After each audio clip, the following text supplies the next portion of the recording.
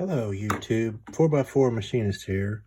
This is going to be the final video on the gearless hit and miss crankshaft.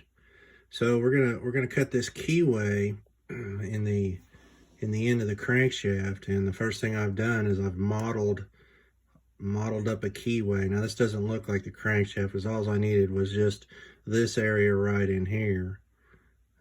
So give me a minute and I'll write the program and show you what that looks like. Okay, I have the program complete, and I'll run a simulation on it and show you. We're going to use a 16th cutter. We're going to take 10,000 steps to rough it in, and then we're going to take a couple of finish passes.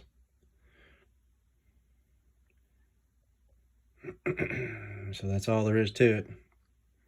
So I'll get this posted out and set up the machine, and I'll show you the cutting of the keyway. Okay, here we are on the CNC. I'm going to show you a little bit about starting to cut this keyway. Might be kind of hard to see in there.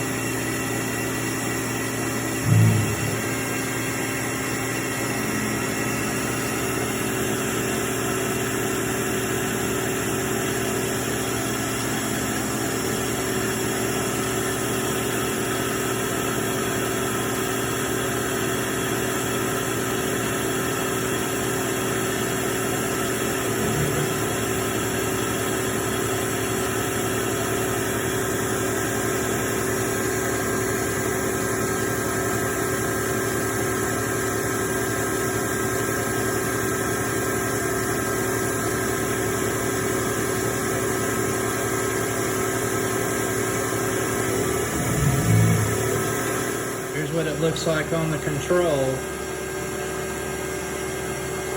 I'll get back to you after I get it cut. The good thing about using a CNC machine is we can adjust what's called the cutter comp, which is a software controlled adjustment that makes up for the difference in the diameter of the cutter of what was originally programmed.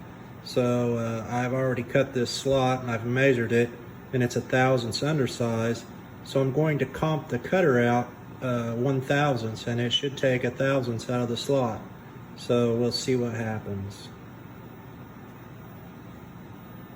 That concludes the crankshaft for the gearless hit and miss. Keyway's cut. If you can see that or not. It's a 3/32 keyway.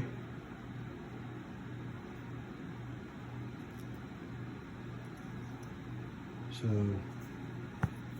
pretty happy with the way the crankshaft turned out. Stay tuned for more updates on the gearless hit and miss.